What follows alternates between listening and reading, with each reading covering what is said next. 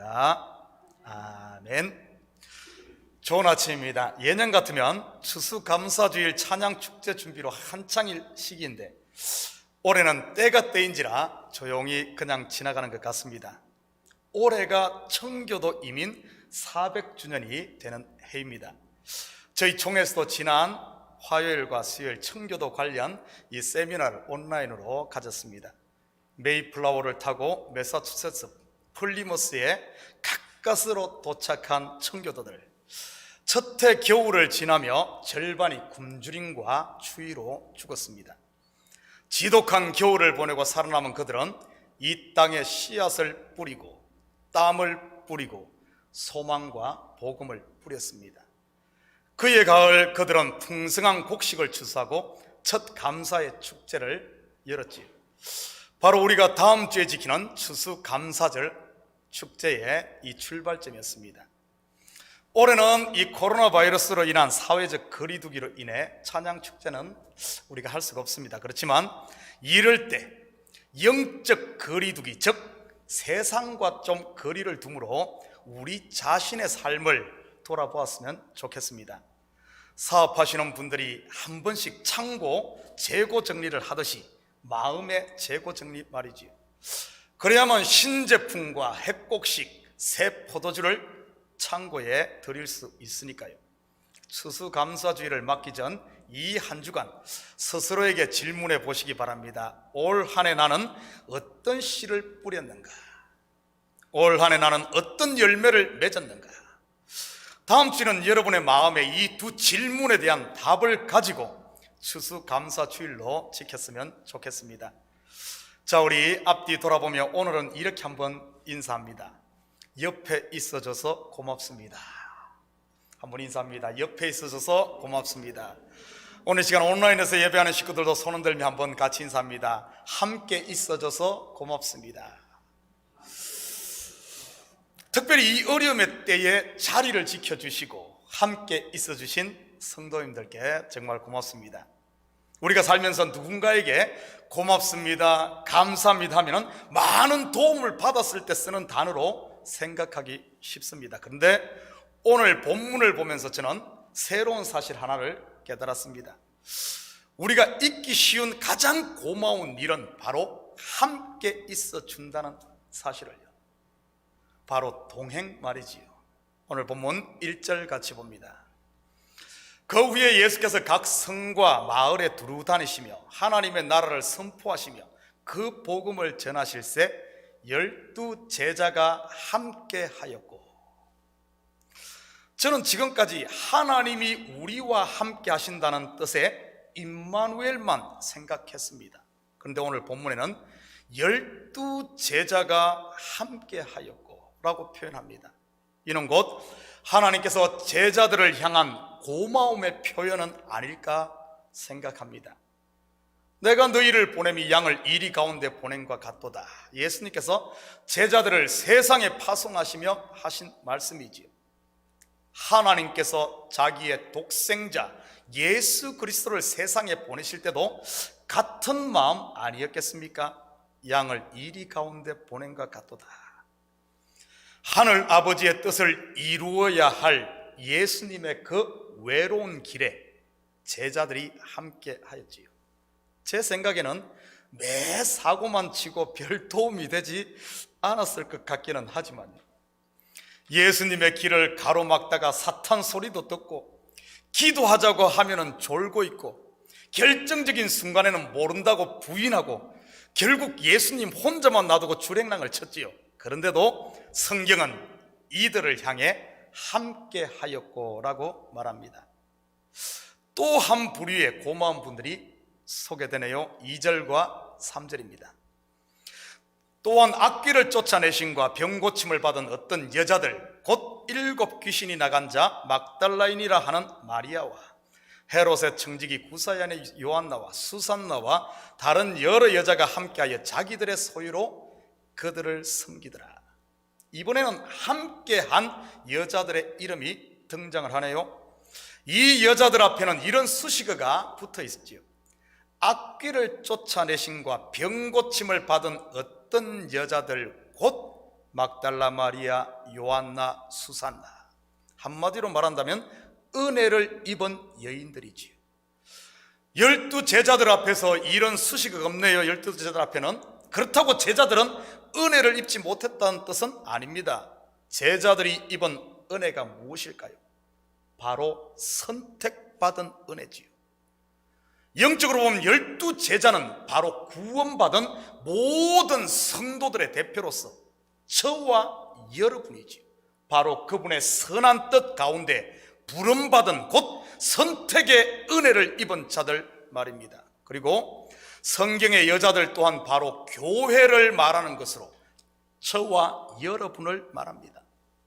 악귀와 병과 거짓 남편의 법에서 자유함을 받아 참 신랑 만난 여인들이 바로 저와 여러분이란 사실이지요.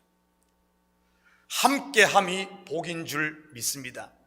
예수님과 함께 하시고 교회와 함께 하시고 사역자들과 함께 하시고 약하고 소외된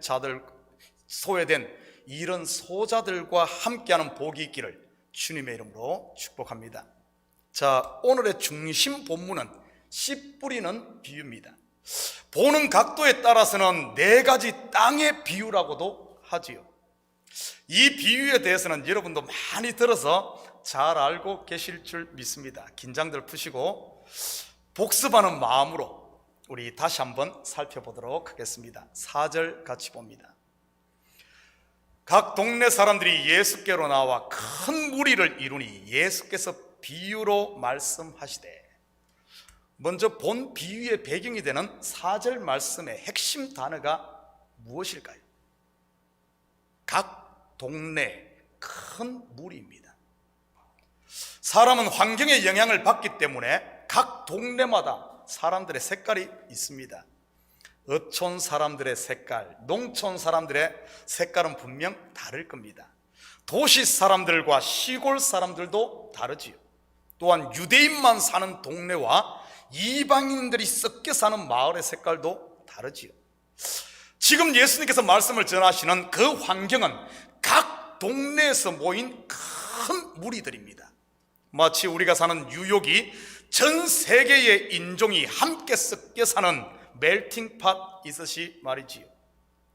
이들을 향해 예수님께서 비유를 베푸십니다. 오늘 비유는 크게 2가지 관점에서 이해를 해보아야 합니다. 첫째는 씨 뿌리는 자의 측면, 그리고 2번째는 4가지 밭의 측면이지요. 먼저는 씨 뿌리는 비유, 즉 씨를 뿌리는 자의 입장에서 한번 살펴보십시다. 5절에서 8절까지 저와 여러분이 아까 읽었지만 한 절씩 나누어서 다시 읽어봅니다. 5절에서 8절까지 한 절씩 나누시겠습니다.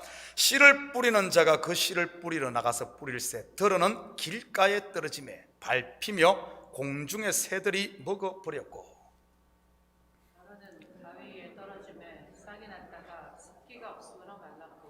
들어는 가시떨기 속에 떨어지매 가시가 함께 자라서 기운을 막았고, 더러는 좋은 땅에 떨어짐에 나서 백배의 결실을 하였느니라. 이 말씀을 하시고 외치시되 들을 귀 있는 자는 들을지어다. 이 비유에 대해 예수님께서는 제자들에게 따로 해석을 해 주십니다. 그렇다면 그 당시에 씨 뿌리는 자는 누구를 말할까요? 바로 예수님 자신이지요. 그러면 예수님 이후에는요, 12 제자들이지요. 그 후에는요, 바로 저와 여러분들입니다. 우리가 지금 씨 뿌리는 자란 사실이죠. 씨는 하나님의 말씀, 복음을 말한다고 예수님께서 친절하게 설명을 해 주십니다. 자, 그렇다면 이 씨 뿌리는 비유를 구체적으로 우리 좀 살펴보십시다. 농사를 한 번도 안 지어보신 분들은 이해가 잘 안 될 수도 있습니다. 왜 씨를 아무데나 막 뿌려 하고요. 이해를 돕기 위해 씨를 심는 여러 가지 방법에 대해서 간단하게 말씀드리겠습니다. 제가 농사꾼 출신 아닙니까? 복회 다음으로 농사를 잘 짓지요. 첫째는 씨를 심을 때는 씨앗을 하나씩 땅을 파고 심는 방법이 있습니다. 이 대표적인 것들이 마늘이나 감자 등입니다. 원 바이 원. 2번째는 흙을 팔고 심되 몇 알씩 같이 심는 방법이 있죠. 우리 깨를 심는다든지 콩이라든지 이런 것들은 하나씩 심지 않고 몇 개씩 같이 심습니다. 그리고 세 번째는 흙을 파고 일일이 심는 게 아니라 그냥 한 주먹씩 그냥 이렇게 뿌리는 방법입니다. 요즘 미국 같은 데서는 아예 비행기를 이용해서 공중에서 그냥 뿌려버리지요. 바로 밀이나 보리 같은 씨앗들이지요.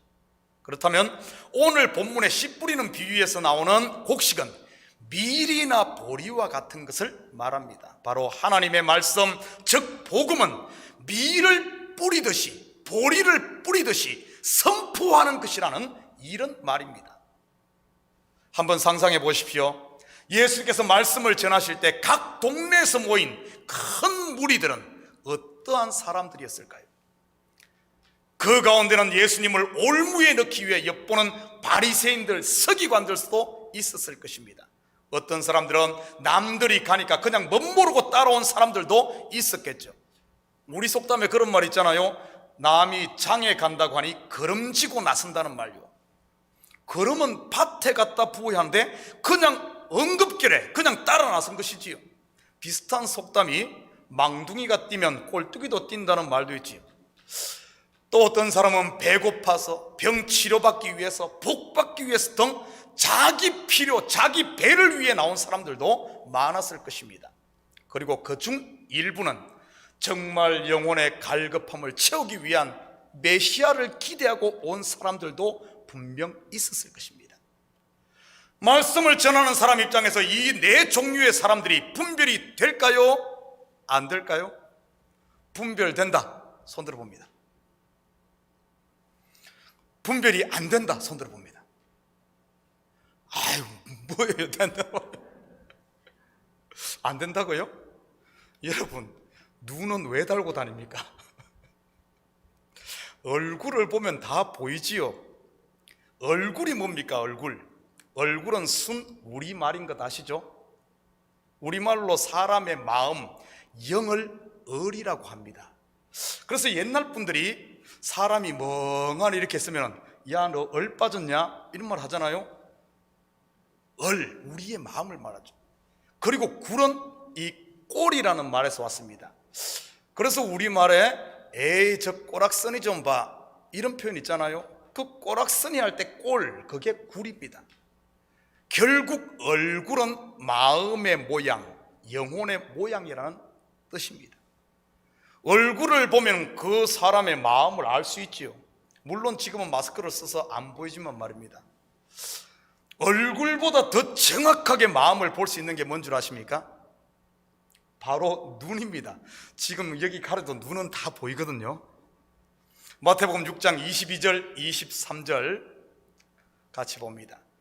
눈은 몸의 등불이니 그러므로 내 눈이 성하면 온몸이 밝을 것이요 눈이 나쁘면 온몸이 어두울 것이니 그러므로 내게 있는 빛이 어두면 그 어둠이 얼마나 더하겠느냐.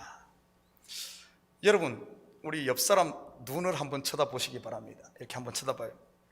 눈이 맑은지 아니면은 동태 눈인지.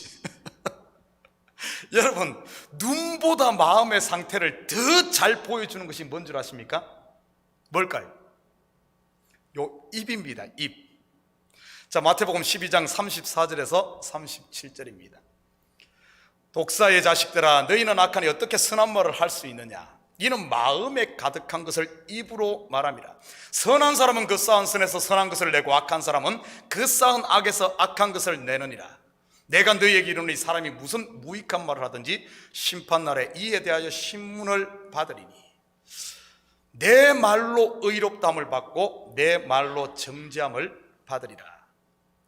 사람은 얼굴을 보고 눈을 보고 입을 보고 그리고 그의 행동을 보면 그 사람의 마음을 어느 정도 알 수 있습니다. 그렇다고 다는 알 수 없죠. 왜냐하면 사람은 다른 동물들과 달리 위선을 떨 줄 알기 때문이죠.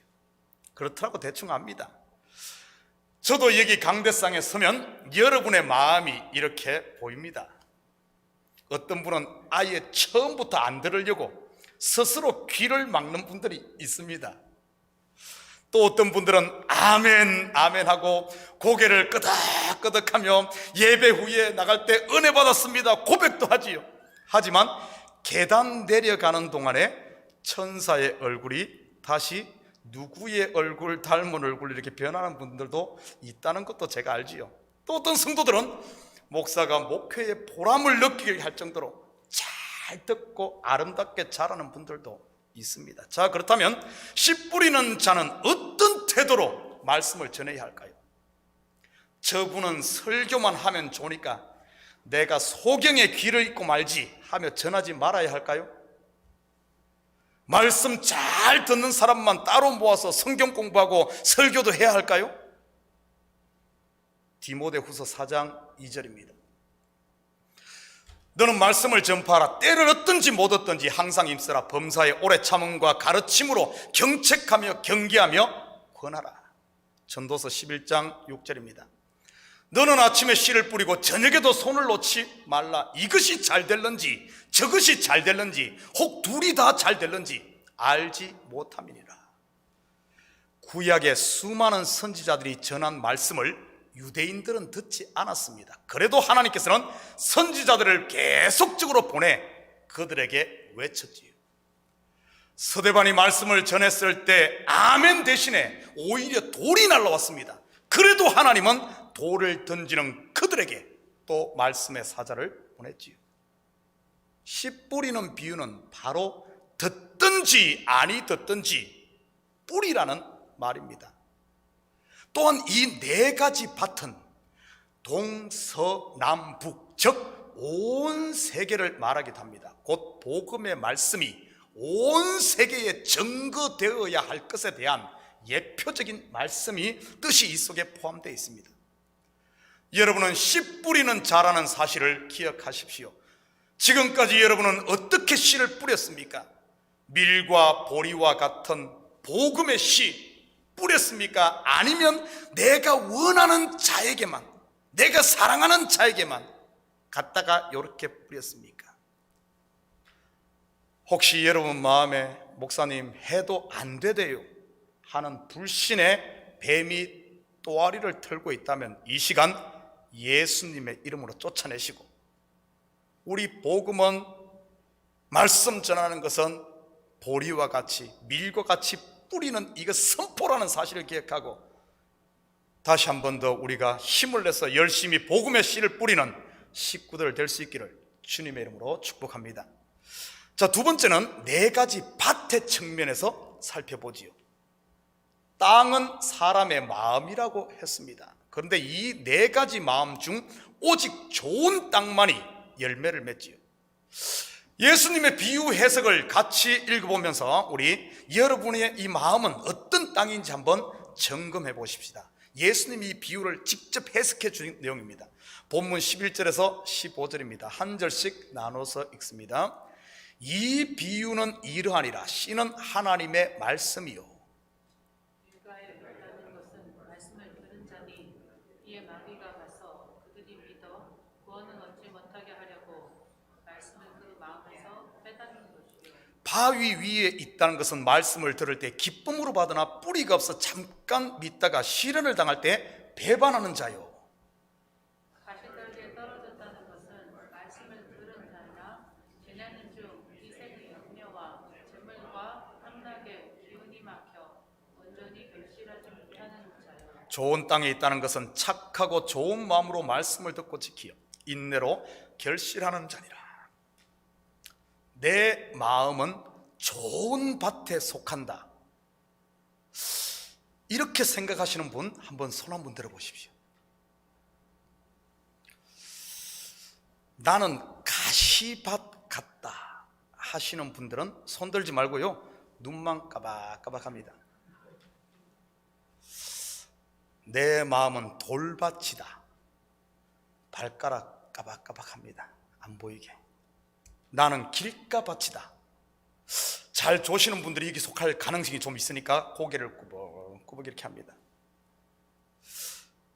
다른 밭에 대해서는 제가 모르겠고 좋은 밭 손든 분이 없으니 큰일이네요. 저는 좋은 땅에 다 손들 줄 알았는데 아무도 없으니 말이지. 그렇다면 참교회 성도들은 열매를 하나도 못 맺는다는 말일까요? 좋은 밭이 아무도 없으니 말이지. 그렇다면 이 말의 참된 의미가 무엇일까요? 창세기 3장 17절에서 19절입니다. 아담에게 이르시되 내가 내 아내의 말을 듣고 내가 내게 먹지 말라 한 나무의 실과를 먹었은즉 땅은 너로 말미암아 저주를 받고 너는 내 평생에 수고하여 그 소산을 먹으리라. 땅이 내게 가시덤불과 은근키를 낼 것이라. 내가 먹을 것은 밭의 채소인즉 내가 흙으로 돌아갈 때까지 얼굴에 땀을 흘려야 먹을 것을 먹으리니 내가 그것에서 취함을 입었습니다. 너는 흙이니 흙으로 돌아갈 것이니라 하시니라. 이는 곧 타락한 인생의 마음이 가시덤불과 은근키를 내는 땅이 되었다는 말이지요. 우리 인생의 마음은 전부 열매를 맺을 수 없는 길가요, 돌밭이요, 가시밭이라는 사실입니다. 그런데 이 밭을 아담이 얼굴에 땀을 흘려 그 땅을 무엇으로 바꿉니까? 채소가 자랄 수 있는 밭으로 일군다고 하잖아요. 이 말씀은 가시와 은근키만 내는 첫째 아담의 마음의 땅을 둘째 아담 되시는 예수님이 오셔서 십자가의 죽음을 통해 채소가 자라는 옥토로 만들겠다는 예표적인 그림입니다. 다섯 남편에게 배신당하고 짓밟힌 길가의 마음을 가진 사마리아 여인이 예수님의 말씀을 듣고 전도의 열매를 맺는 옥토가 되지 않았습니까? 남을 정죄만 하던 돌박 같은 바울의 마음을 다메섹 도상에서 예수님이 빛으로 갈아엎음으로 옥토가 되어 신약 성경 13권을 기록하고 이방의 복음을 전하는 위대한 이방의 사도가 되지 않았습니까? 불쑥불쑥 숨겨진 가시가 튀어나와 좌충우돌했던 가시밭과 같은 베드로가 포기하지 않는 예수님의 사랑의 쟁기에 갈아엎어져 순교자가 되지 않았습니까? 이 말은 너는 좋은 땅이 되어라 하는 말이 아니라 반대로 내가 너를 가시밭 같은 너, 길가 같은 너, 돌밭 같은 너의 마음을 옥토로 만들 거야 하는 하나님의 의지요 선포입니다. 좋은 땅이 어떻게 만들어지는지 아십니까? 저는 어려서 이 밭을 만들어 봤습니다. 잡초와 가시덩굴이 우거진 산비탈에 먼저는 불을 질러버립니다. 그리고 괭이와 삽으로 그 나무 뿌리, 그루터기와 뿌리를 제거하고 돌들을 골라냅니다. 그 다음에 거름을 넣어 갈아엎고 또 거름을 넣어 갈아엎어 곡식을 심지요. 이렇게 했다고 바로 좋은 땅이 되지는 않습니다. 모양은 밭인데 곡식은 정상적인 소출을 할 수 없지요. 그렇지만 포기하지 않고 몇 년을 반복하다 보면 땅의 성질이 바뀌어 좋은 땅이 되지요. 우리 마음에 가시덤불이 불탈 때 흙도 같이 뜨겁지요. 그루터기를 뽑아낼 때 얼마나 아프겠습니까? 돌을 골라낼 때마다 모든 것을 잃는 것 같겠지요. 그런데 그런 비워진 마음의 자리에 말씀의 걸음, 성령의 걸음, 은혜의 걸음이 차곡차곡 채워져 결국 좋은 땅이 되는 것이지요. 바로 이런 좋은 땅만이 하나님이 기뻐하시는 극상품 열매를 맺고요. 사랑하는 성도 여러분, 하나님께서 여러분의 마음밭을 가꾸어 가실 때 좀 아프고 힘들다고 도망가지 마시고 그럴수록 더 주님께 맡기시기를 바랍니다. 하나님이 우리와 임마누엘 하시듯 예수님과 끝까지 함께 하시고 교회와 함께 하시고 성도들과 함께 하십시오. 그래서 참 가족 한 명 한 명이 하나님이 기뻐하시는 좋은 땅으로 하나님의 손에 의해 가꾸어져서 성령의 열매, 전도의 열매, 감사의 열매를 풍성하게 맺음으로 언젠가 우리가 하나님 앞에 얼굴을 맞대고 섰을 때 끝까지 나와 함께 있어줘서 참으로 고맙다, 이 음성을 하나님으로부터 듣는 이런 복된 성도들이 되기를 주님의 이름으로 축복합니다. 우리 마지막으로 서로에게 이렇게 한번 인사합니다. 함께 있어줘서 고맙습니다. 함께 있어줘서 고맙습니다. 기도드립니다. 사랑의 아버지 하나님, 참으로 감사드립니다. 맞습니다. 하나님, 끝까지 우리를 놓지 않고 우리를 붙드시는 하나님, 우리 또한 하나님과 함께 끝까지 함께하는 우리 성도들과 함께하는 걸음으로 말미암아 가시밭이 옥토가 되어 아름다운 열매를 주님 앞에 주렁주렁 드리는 저희들 되게 도와주시옵소서. 감사드리며 예수님의 이름으로 기도드립니다. 아멘. 우리 다 같이 자리에서 일어납니다. 찬송 266장 함께 찬송 드리신 후에 축도로 예배를 마칩니다.